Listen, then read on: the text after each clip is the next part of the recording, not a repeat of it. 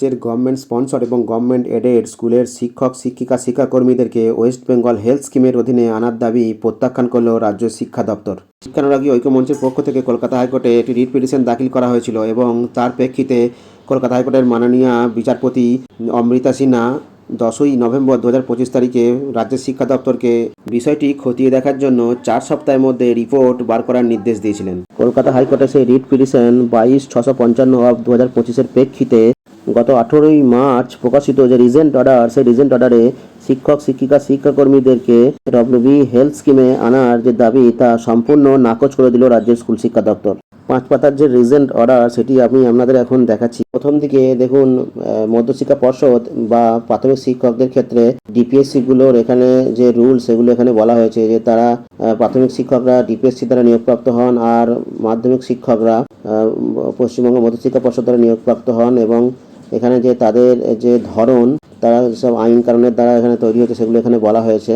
School service commission আইন যে 1997 তার স্কুলের সংজ্ঞা এখানে কি বলা যায় তা উল্লেখ করা হয়েছে। A secondary school imparting secondary education and higher secondary school imparting higher secondary education এসব বলা হয়েছে। তারপর দেখুন বলা হয়েছে যে headmaster, assistant headmaster or non-teaching staff in any recognized non-government aided or sponsored schools appointed by the West Bengal Board of Secondary Education, এবং তারপরে ঠিক তার নিচে the board is in fact a body corporate with perpetual succession and a common seal, এবং যেহেতু government sponsor এবং government aided স্কুলের টিচাররা বা শিক্ষাকর্মীরা অ্যাপয়েন্টেড বাই দ্য বোর্ডের দ্বারা নিয়োগপ্রাপ্ত হন, সরকারি কর্মচারী নন এবং হেলথ স্কিমের বর্তমান নিয়ম অনুযায়ী তারা এই আওতায় পড়ছেন না। এবার আসছি 4 নম্বর পেজে। দেখুন, having consider the facts and circumstances as available on record till date as well as the representation of the petitioner, the undersigned is of the view that, এখানে দেখুন এক এক করে 5টি কারণ দেখানো হয়েছে। প্রথমে বলা হচ্ছে ওয়েস্ট বেঙ্গল হেলথ স্কিম যেটা নোটিফাইড করা হয়েছিল ফিনান্স ডিপার্টমেন্টের একটা জিও দ্বারা, সেখানে employees of the government of West বেঙ্গলের জন্য বলা হয়েছে, এবং it does not extend two employees of statutory bodies or grant in add institution, অর্থাৎ স্ট্যাটুটরি বডি এবং গ্রান্ট ইন এড ইনস্টিটিউশনের কর্মীদের জন্য এটা নয়। ঠিক তার নিচে দেখুন বিতে বলা হচ্ছে thus these appointees are employees of the WBBSE not the government of West Bengal and ineligible for West Bengal health scheme, অর্থাৎ ওয়েস্ট বেঙ্গল গভর্নমেন্টের দ্বারা নিয়োগপ্রাপ্ত নন, এরা বোর্ড দ্বারা নিয়োগপ্রাপ্ত, তাই তারা হেলথ স্কিমের জন্য অযোগ্য।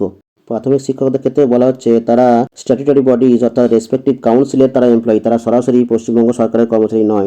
The claim of discrimination under article 14 and 21 is not sustainable, এবং তার ঠিক একটু নিচে দেখুন লেখা রয়েছে যে extension to non-government employees of statutory bodies would require policy amendment by the finance department, অর্থাৎ অর্থ দপ্তর থেকে পলিসির সংশোধন প্রয়োজন, যেটা তাদের অ্যাডমিনিস্ট্রেটিভ কন্ট্রোলের বাইরে, এটা বলা হয়েছে।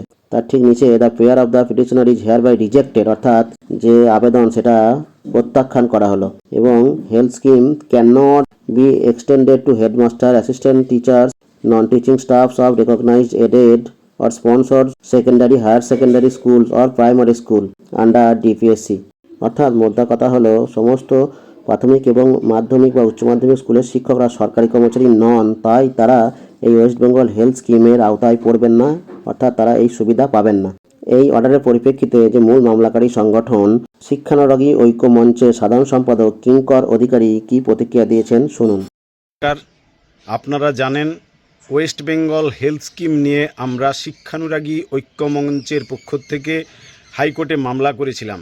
সেই হাইকোর্টে মামলাতে রায়ে বলা হয়েছিল যে 4 মাস সময় দেওয়া হয়েছিল শিক্ষা দপ্তরকে, সেখান থেকেই তারা এ বিষয়ে তাদের সিদ্ধান্ত জানাবেন।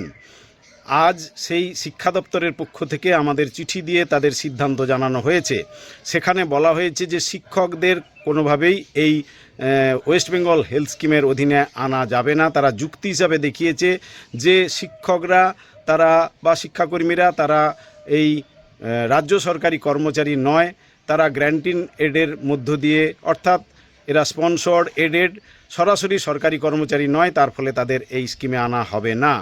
এখানে আমাদের প্রশ্ন যে এই কথা যদি সত্য হয় তাহলে কলেজ বিশ্ববিদ্যালয়ের শিক্ষকদের কিভাবে এই স্কিম দেওয়া হয়েছে, পঞ্চায়েত কর্মীদের কিভাবে দেওয়া হয়েছে, এই উত্তর কিন্তু তাদের দিতে হবে, কথা তারা বলেনি।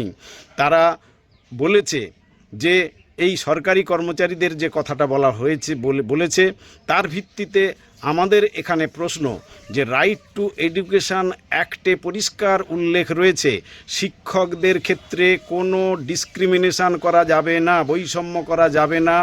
এই স্বাস্থ্যক্ষেত্রে অন্যান্য কোনো বিষয় করা যাবে না, স্বাস্থ্যক্ষেত্রেও যে পরিষেবা সরকার দেয় তার ক্ষেত্রেও কিন্তু বৈষম্য করা চলবে না, এ কথাও স্পষ্ট উল্লেখ রয়েছে। তাকে কি অমান্য করা হলো না, এ বিষয়টি রয়েছে। এখানে আরও একটি প্রশ্ন আমি তুলে ধরব যে এখানে যখন বলা হলো যে শিক্ষাকর্মীরা হচ্ছে সরকারি কর্মচারী নয়, তাহলে নির্বাচন কমিশনের যে নোটিশ রয়েছে সরকারি কর্মচারী ছাড়া তাদেরকে ভোটে নেওয়া যাবে না, সে কেন্দ্রীয় হোক রাজ্য সরকারি কর্মচারী যেই হোক, তাহলে শিক্ষাকর্মীদেরকে ভোটকর্মী হিসাবে নেওয়া হবে না তো?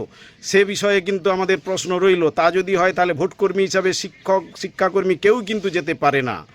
এই বিষয়গুলো কিন্তু থাকলো। আমরা সকলের অবগতির জন্য জানাচ্ছি যে আমরা এই বিষয়টি নিয়ে কিন্তু ছাড়ব না।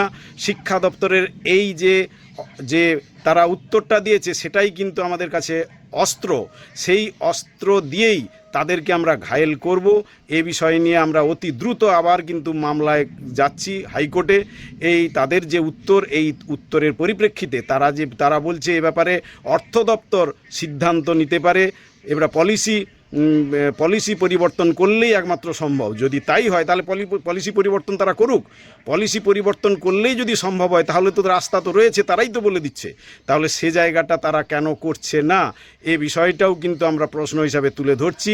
সমস্ত বিষয় নিয়ে আমরা আইনজীবী যারা রয়েছেন এবং যারা এই বিষয়টায় দক্ষ তাদের সঙ্গে আমরা আলোচনায় বসছি এবং অতি দ্রুত আমরা কিন্তু আইনি পদক্ষেপ গ্রহণ করতে চলেছি। সকলকে অনুরোধ করছি, সমস্ত রাজ্যের শিক্ষাকর্মী মহল যারা রয়েছেন তারা পাশে থাকুন, যাতে এই বিষয়টি নিয়ে আমরা আইনিভাবে লড়াই করে এই দাবি আমরা ছিনিয়ে আনতে পারি।